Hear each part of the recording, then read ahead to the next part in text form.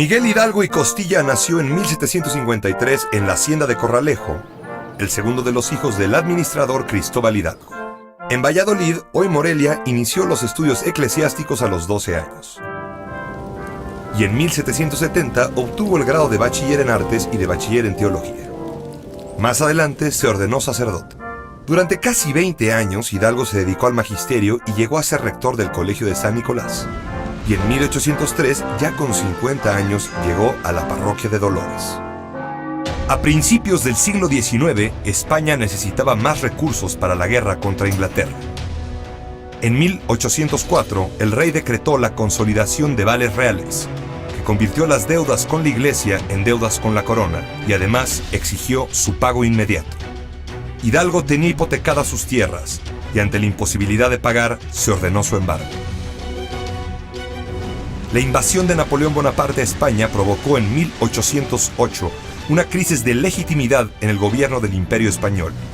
Ese mismo año, el Ayuntamiento de la Ciudad de México y un grupo de conspiradores, en 1809 en Valladolid, propusieron la autonomía de la colonia, pero sus intentos fueron reprimidos. En 1810, en Querétaro, surgió una nueva conspiración. Algunos de sus participantes no buscaban ya solo la autonomía, sino la plena independencia de Nueva España. Hidalgo era uno de ellos.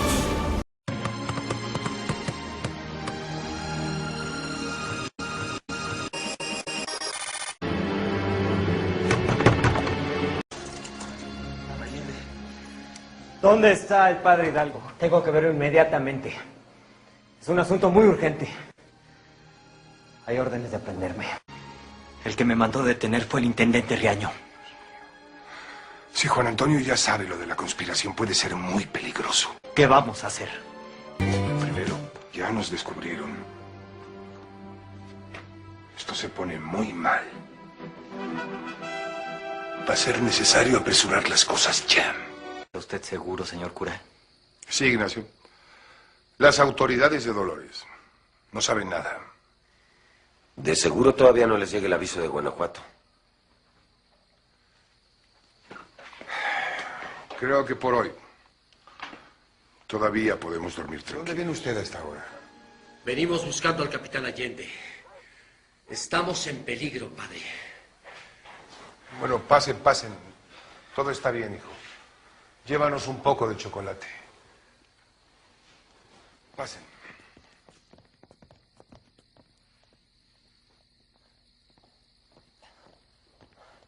Pero, padre, ¿cómo puede tener ganas de un chocolate después de que el pescuezo está en riesgo del mecate? ¿Qué está pasando? ¿Por qué están así? ¿Qué pasa, Juan? Que ya nos descubrieron, Ignacio. Hay órdenes de aprendernos a todos. ¿Cuándo nos descubrieron? Yo acabo de regresar de Querétaro y no se sabía. Espera, Juan. Doña Josefa Ortiz de Domínguez me pidió que le buscara para avisarle. En Querétaro ya empezaron a detener a mucha gente. Todavía es tiempo de ponernos a salvo. Yo creo que es tiempo de tomarnos un chocolatito. Lázaro, sírvenos un chocolatito. Siéntense y cálmense. Vamos a platicar. Gracias.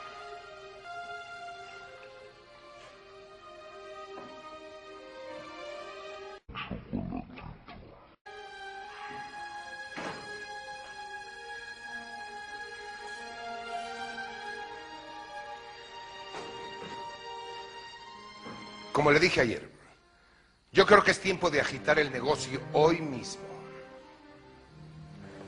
No podemos hacer hoy el levantamiento porque vamos a fracasar.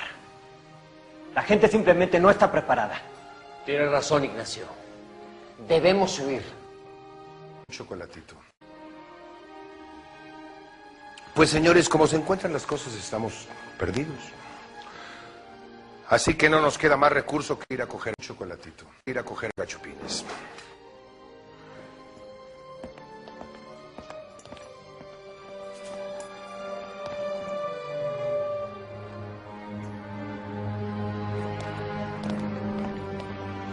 Avísale a toda la gente que está con nosotros que apresen a los gachupines.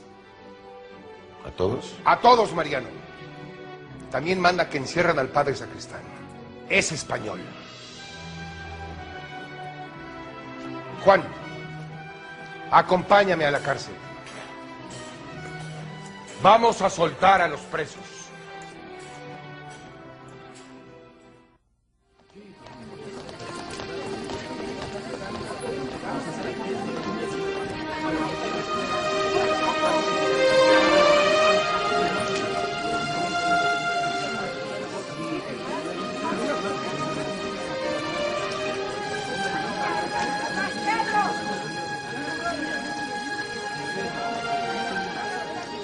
Lázaro, llama a misa con repiques.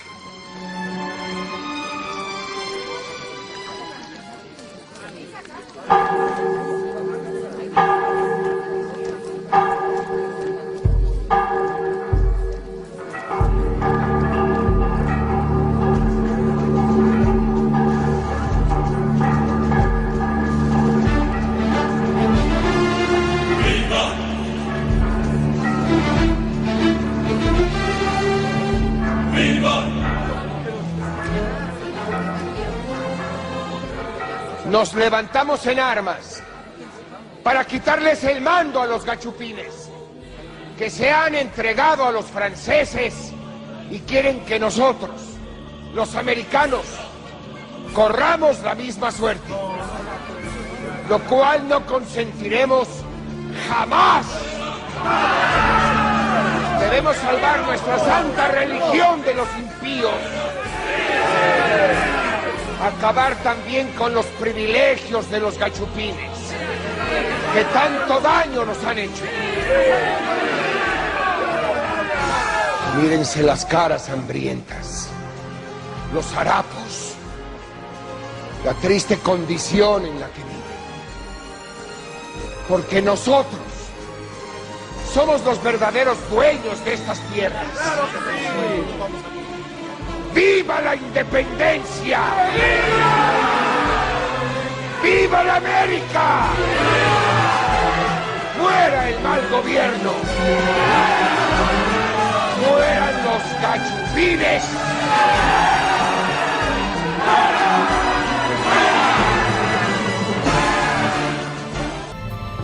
En Atotonilco tomó el estandarte de la Virgen de Guadalupe y comenzó su marcha por el Bajío. Fue a Guanajuato acompañado de decenas de miles de campesinos e indígenas, además de unos cuantos cuerpos del ejército comandados por Ignacio Allende y Juan Aldama. Ahí, la matanza de la Alhóndiga de Granaditas, donde más de 300 peninsulares fueron asesinados, provocó que muchos criollos que podrían haber favorecido la causa se volvieran contra ella. Mientras tanto, el ejército insurgente de Hidalgo siguió creciendo.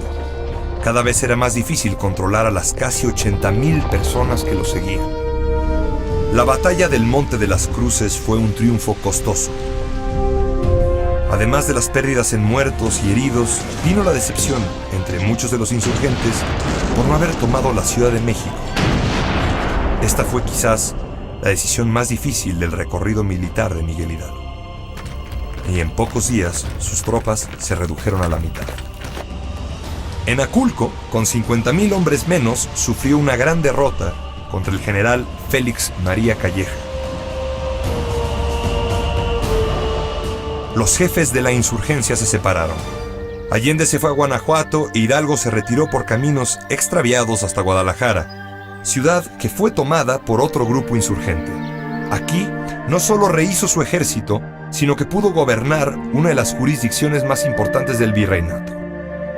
En Guadalajara recibió el título de Alteza Serenísima y gobernó con plena autoridad. Promulgó varios decretos, el más importante sobre la abolición de la esclavitud.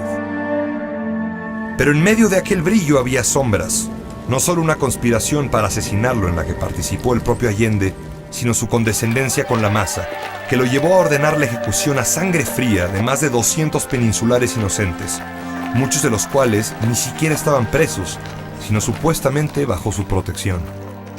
Fue uno de los actos más crueles de la guerra. El brigadier Calleja avanzó nuevamente sobre los insurgentes. A principios de 1811, el 17 de enero, vence a Hidalgo en Puente de Calderón. Después de la batalla, Hidalgo fue destituido del mando. Con lo que resta del ejército, deambuló por el norte del país e intentó alcanzar San Antonio de Béjar. El 21 de marzo, Hidalgo fue aprehendido a traición en las norias de Baján. Aldama y Allende fueron apresados junto a él. En Chihuahua, Hidalgo fue sometido a un doble proceso, eclesiástico y militar. En el primero se le condenó a la degradación, en el segundo a la pena capital. El 26 de junio fueron fusilados Allende y Aldama. Un mes más tarde, el 30 de julio de 1811, Miguel Hidalgo murió fusilado.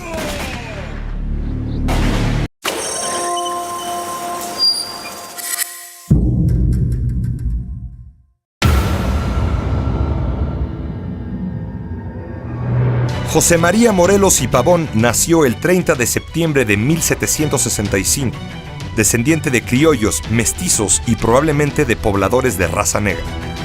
Su padre era un carpintero al que el alcoholismo apartó de la familia, lo que obligó al joven Morelos a tener que ayudar a sostener a sus hermanos. Desde pequeño, Morelos se apasionó por los estudios y se convirtió en gramático autodidacta. Sus conocimientos le permitieron llevar la contabilidad de la hacienda de Tagüejo. También incursionó en el comercio y la arriería. En 1789 se inscribió en el Colegio de San Nicolás de Valladolid, donde Miguel Hidalgo era rector, para seguir la carrera religiosa. En 1797, Morelos se ordenó presbítero. Se le destinó a servir en parroquias de la Tierra Caliente de Michoacán, zona agreste y difícil que otros sacerdotes como el propio Miguel Hidalgo se esforzaban por eludir. Morelos fue un párroco cercano a su feligresía, a la que intentaba ayudar en sus necesidades materiales y espirituales. Construyó iglesias y cementerios. Además, detestaba que los indígenas alquilaran sus tierras en vez de trabajarlas ellos mismos, por lo que a veces los reprendía con dureza. Sacerdote sincero y devoto, en especial de la Virgen de Guadalupe, Morelos era también un hombre de carne y hueso, y tuvo sus amores, de los que nació una hija y un hijo, al que llamó Juan Nepomuceno. Desde mediados del siglo XVIII habían comenzado a mostrarse señales de descontento en la Nueva España hacia la corona, y la captura del rey Fernando VII en 1808 por Napoleón añadió inestabilidad a estas fricciones. Así, cuando el 16 de septiembre de 1810 Miguel Hidalgo convocó a la rebelión contra los españoles, a quienes se acusaba de querer entregar el país a Napoleón, Morelos decidió presentarse ante su antiguo maestro. El 20 de octubre de 1810, Morelos se encontró con Miguel Hidalgo en el pueblo de Charo, Michoacán, y convencido de la justicia de su causa, le ofreció unirse a sus tropas. Pero Hidalgo le ordenó algo más importante para el movimiento: levantar tropas en el sur y tomar el puerto de Acapulco. Morelos cumplió su encomienda, pero lo hizo de manera muy distinta a la de Hidalgo. Evitó el saqueo, ordenó la tesorería, nombró subordinados confiables reclutados entre los hombres de la región, como los Galeana, los Bravo y Vicente Guerrero. Planificó los suministros y conformó un ejército manejable y disciplinado. En su primera campaña, Morelos intentó infructuosamente tomar Acapulco, pero consiguió en cambio controlar buena parte del sur. Cuando a mediados de 1811 mueren fusilados Allende, Aldama e Hidalgo, Morelos en esa región e Ignacio López Rayón en Michoacán quedan al frente del movimiento insurgente. Durante su segunda campaña, el sacerdote Mariano Matamoros se unió a Morelos y se convirtió en su mano derecha. En 1812, después de vencer a las tropas de Rayón en Zitácuaro, el general realista Félix María Calleja decidió atacar a Morelos en su cuartel general, la ciudad de Cuautla. El 9 de febrero de 1812, Calleja cerca a Morelos, quien durante 2 meses resiste el asedio, despertando la admiración del enemigo por su valor, constancia y convicción. Cuando la situación se volvió insostenible, Morelos consiguió romper el sitio y salvar a sus tropas. Calleja descargó su rabia contra los habitantes de Cuautla, permitiendo su saqueo. La tercera campaña de Morelos se desarrolló en la zona central del país. Sin embargo, para fines de ese año, el jefe insurgente decidió regresar al sur. Así, en noviembre, inició su cuarta campaña, dirigida a tomar Oaxaca. Allí instaló un verdadero gobierno insurgente, la Junta Nacional Gubernativa, pero solo permaneció por mes y medio en esa ciudad. En abril de 1813, Morelos puso sitio a Acapulco, el puerto que en su primera campaña no había podido capturar. Esta vez logró su objetivo. pero tardó 4 preciosos meses en conquistar, una demora que resultaría costosa. En septiembre de 1813, Morelos convocó a un congreso que habría de reunirse en Chilpancingo. Ahí, Morelos presentó un texto al que tituló Sentimientos de la Nación, en el que planteó la total independencia del país, reafirmó la religión católica, estableció la soberanía del pueblo y el Congreso que lo representa propuso la división de poderes, la igualdad de los ciudadanos y la eliminación del tributo. En esos días, Morelos pidió, en lugar del tratamiento de alteza, ser llamado siervo de la nación. La quinta campaña de Morelos inició con el objetivo de tomar la ciudad natal de Morelos, Valladolid. Sin embargo, en la Nochebuena de 1813, el realista Iturbide derrotó a sus tropas en las afueras de esa ciudad y obligó a su retirada. Pocos días después, en Puruarán, Mariano Matamoros es capturado. Morelos ofreció la vida de 200 españoles a cambio de la vida de su brazo derecho, pero Calleja, ya convertido en virrey, estaba decidido a acabar con la insurgencia y ordenó su pronta ejecución. El Congreso ordenó a Morelos ejecutar en represalia a los 200 españoles y él obedeció. Morelos comenzó a sumar derrotas. Zanjadas algunas diferencias con el Congreso de Anáhuac, colaboró en la corrección y redacción del proyecto de ley suprema que es promulgada el 22 de octubre de 1814 y que se conoce como Constitución de Apatzingán. Morelos dijo que aquel había sido el día más feliz de su vida. Morelos, congruente con su papel ante un Congreso soberano, se sometió a sus órdenes, pese a que le significaban la pérdida del poder militar. En esta situación, protegiendo el traslado de los diputados, Morelos fue capturado al intentar socorrer a un soldado insurgente por Matías Carranco y conducido ante Manuel de la Concha el 5 de noviembre de 1815. Morelos fue juzgado por las jurisdicciones unidas, eclesiásticas, inquisitoriales y militares. Se le acusó de alta traición a la patria, a Dios y al rey. Condenado a la degradación de su sacerdocio y a la pena capital, temeroso de morir sin el auxilio de los sacramentos, Morelos aceptó firmar su retractación y ofreció incluso presentar un plan de pacificación e indicar los lugares en que se escondían armas y pertrechos. El gobierno virreinal decidió hacer del cumplimiento de estas sentencias un espectáculo que sirviera de escarmiento a otros insurgentes. Así, en la capilla de la Inquisición se le degradó públicamente, vestido con ropas ridículas, pronunciando el obispo las palabras humillantes: como a hijo ingrato, te echamos de la herencia del Señor. El 22 de diciembre de 1815, Morelos fue conducido en un coche de caballos al pueblo de Catepec. A las 4 de la tarde se cumplió la sentencia de muerte. El único beneficio que se le otorgó fue darle sagrada sepultura y no exhibir sus restos públicamente.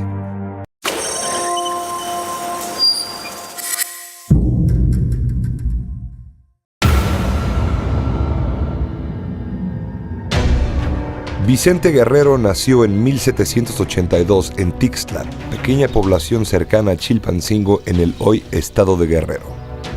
Durante su juventud, Guerrero trabajó como arriero, ocupación que compartían varios miembros de su familia. Ello le permitió conocer a fondo la región, intrincada y con cientos de pueblos de difícil acceso. De su padre aprendió también a fabricar y reparar armas. Desde mediados del siglo XVIII empieza a crearse una situación de descontento entre los habitantes de la Nueva España por las medidas económicas que toma la corona española.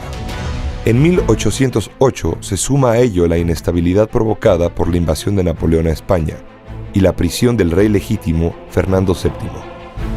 Surgen entonces conspiraciones autonomistas e independentistas que culminan con la rebelión del cura Hidalgo en 1810.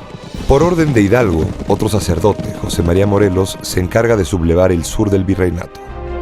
Guerrero decide unirse al movimiento insurgente y en Chilpancingo se pone a las órdenes de uno de los lugartenientes de Morelos, Hermenegildo Galeana. Él lo nombra capitán del regimiento de Guadalupe. Guerrero participa en el intento de Morelos por apoderarse de Acapulco, en el que los insurgentes fracasan. Mientras tanto, Hidalgo ha sido derrotado y hecho prisionero por los realistas, siendo ejecutado a mediados de 1811. ¡Apunten! Tras la muerte de Hidalgo, Morelos se convierte en el principal líder militar del movimiento y Vicente Guerrero en uno de sus hombres más valiosos por su conocimiento de la tierra caliente, las sierras y los caminos. En 1813, el control de los insurgentes en la región permitió la reunión del Congreso de Chilpancingo, que declaró la separación de la Nueva España, y más tarde, en Apatzingán, promulgó la primera Constitución mexicana. A mediados de 1814, Hermenegildo Galeana fue hecho prisionero en Coyuca y ejecutado. La muerte de Galeana, seguida por la captura y muerte de Morelos en 1815, marcan a Guerrero y lo convencen de continuar la lucha en cualquier circunstancia. El movimiento insurgente entra en un periodo de decadencia, sin un gran líder. Pero mientras muchos insurgentes se retiran de la lucha y aceptan el perdón real, Guerrero decide volver a la costa y continuar peleando. Rechaza incluso el indulto que el virrey Apodaca le ofrece por conducto de su padre. Al frente de pocos hombres, siguió haciendo lo que mejor sabía, organizar una guerra de guerrillas por toda la tierra caliente, que a pesar de sus pocos recursos, significaba un dolor de cabeza para el virrey por los ataques sorpresivos sobre las tropas realistas. En 1818, el Congreso de Chilpancingo lo nombró comandante en jefe de las tropas del sur. En esta situación de difícil resistencia, Guerrero busca aliados en el bando realista. Escribe al comandante Armijo y a su subalterno Moya proponiéndoles unirse para lograr la independencia, pero ellos rechazan la propuesta. Cuando Armijo es reemplazado por Agustín de Iturbide a fines de 1820, la correspondencia del insurgente con los realistas se restablece. El intercambio de cartas fue intenso. Iturbide le propone rendirse, Guerrero que se una a la insurgencia. Al final, ambos comandantes se reúnen en Acatempan y pactan una tregua.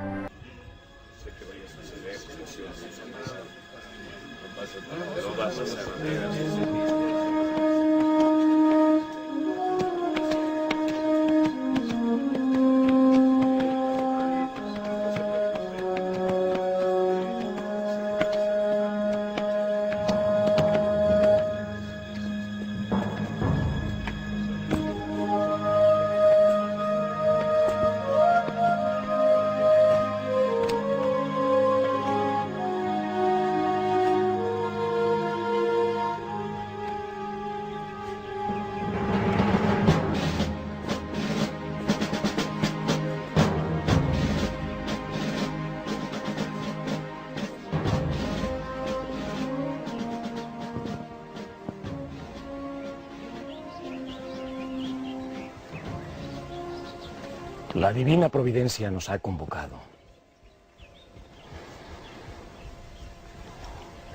Es un momento fundante, simbólico y trascendente. Estoy muy emocionado por conocer a un patriota que ha sostenido la noble causa de la independencia por tanto tiempo y con tanto valor.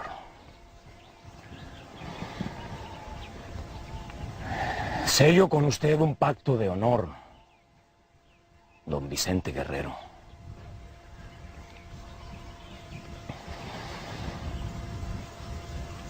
Mantengamos vivo el fuego sagrado de la libertad. La antorcha encendida.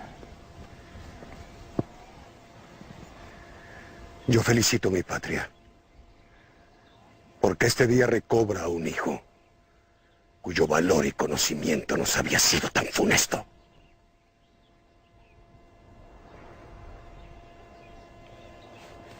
¡Soldados! ¡Este mexicano es Agustín de Iturbide! Por 10 años, su espada nos ha hecho mucho daño. Pero hoy, jura defender los intereses nacionales. Y yo, que moriría por sostener nuestra independencia, desde este momento lo reconozco como el primer jefe del ejército trigarante.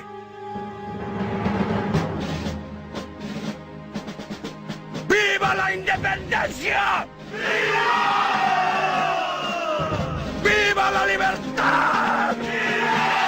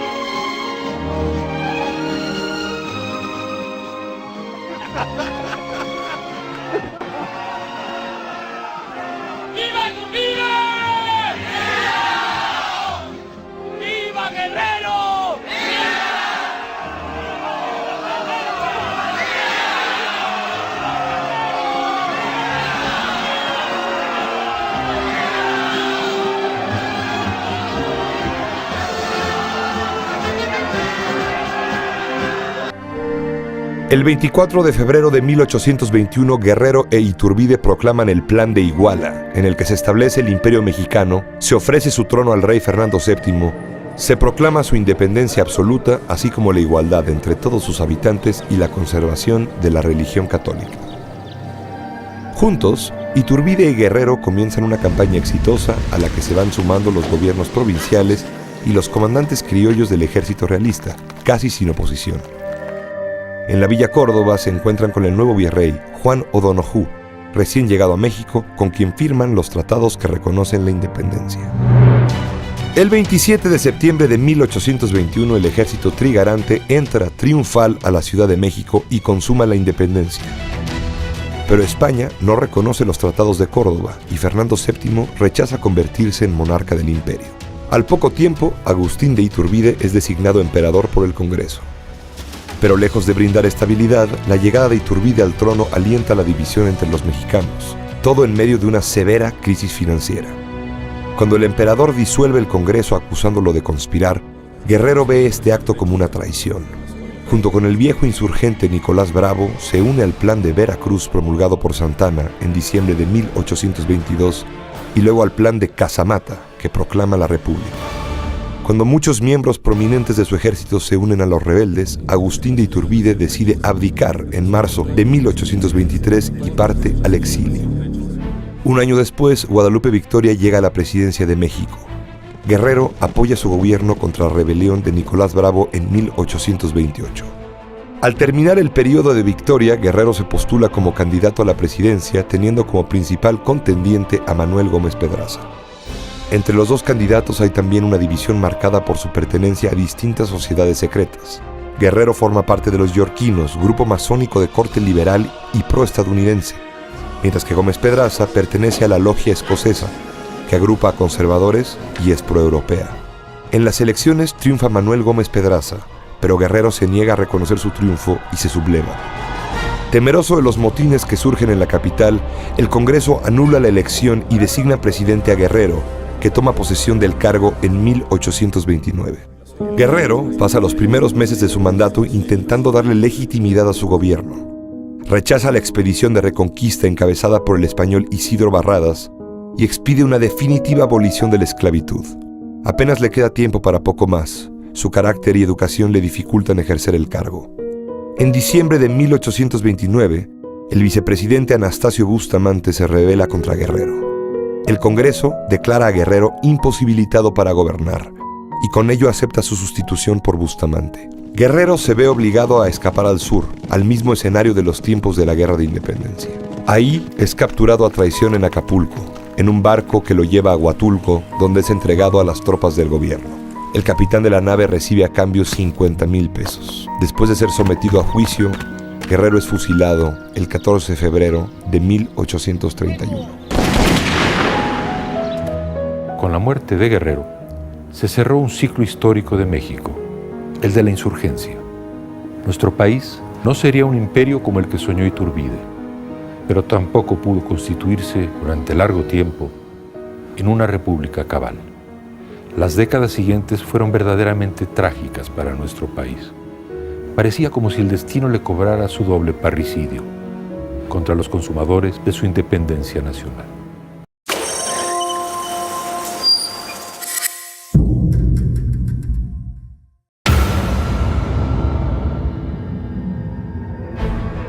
Agustín de Iturbide nació en Valladolid en 1783, de padre español y madre criolla, en el seno de una familia acomodada.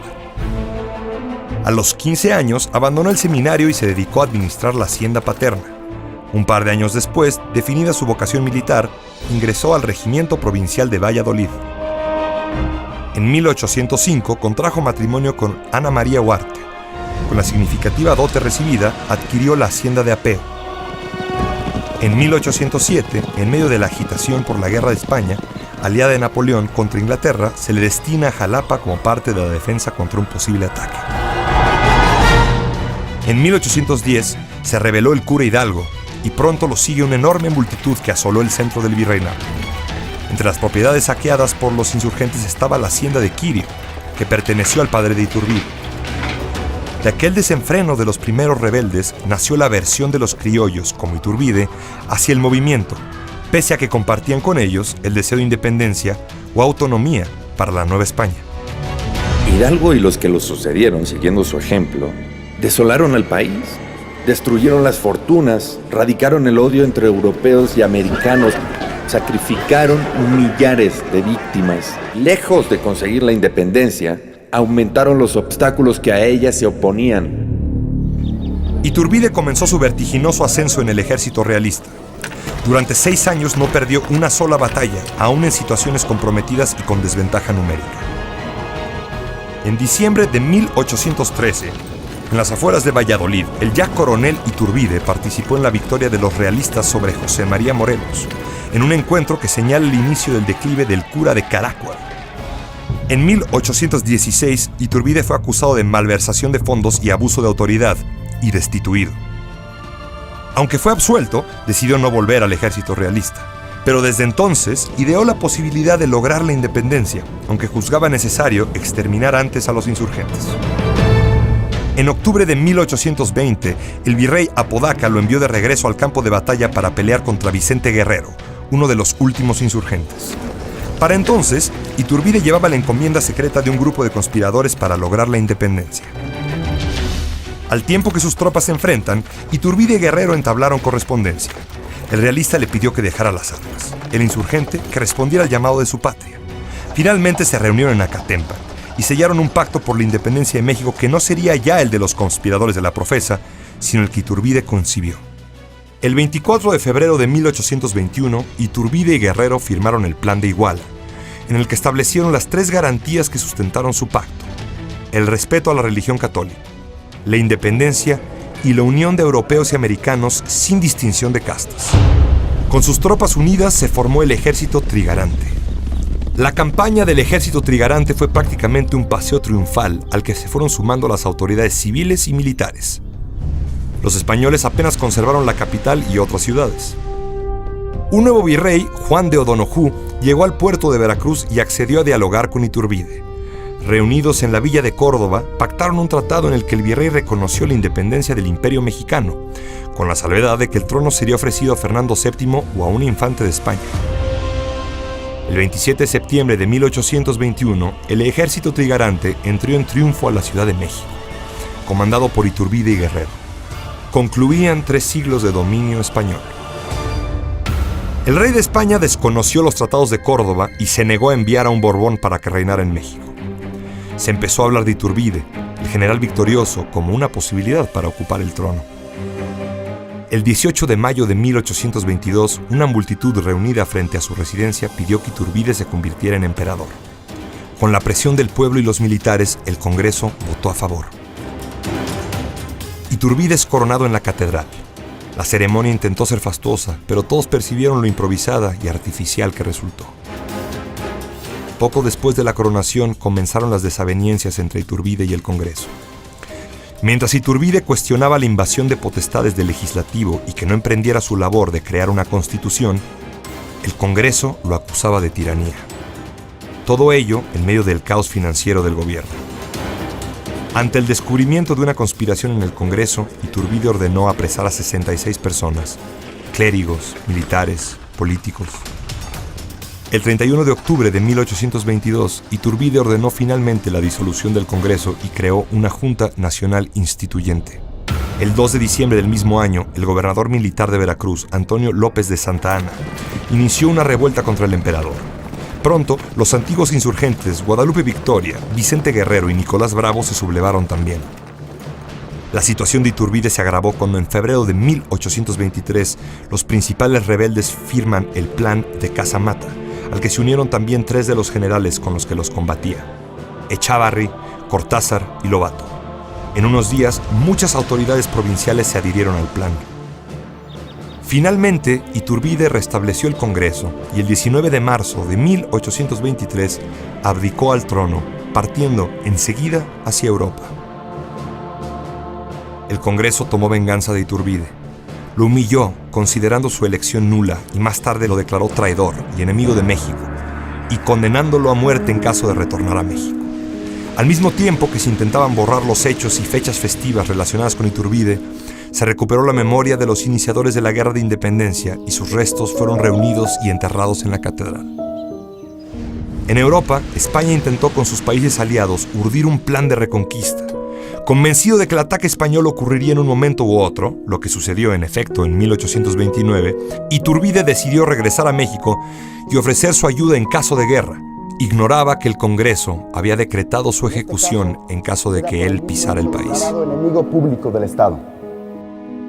Apenas pisó territorio mexicano, Iturbide fue aprehendido y enviado a Padilla, donde sesionaba el Congreso local. Sin juicio, abogado, juez o declaración, cumpliendo el decreto federal, el Congreso ordenó fusilarlo. El cuerpo de Iturbide fue sepultado en la vieja y destechada iglesia de Padilla.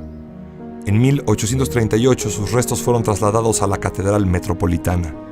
Ahí siguen, apartados del sitio en que están los huesos de Hidalgo y Morelos, en la columna de la Independencia. Iturbide cometió sin duda muchos errores durante su reinado y sus acciones, como las de cualquier gobierno, no fueron todas justas. Pero la responsabilidad que le atribuyeron sus enemigos, la sed de poder absoluto, no corresponde del todo a la verdad histórica.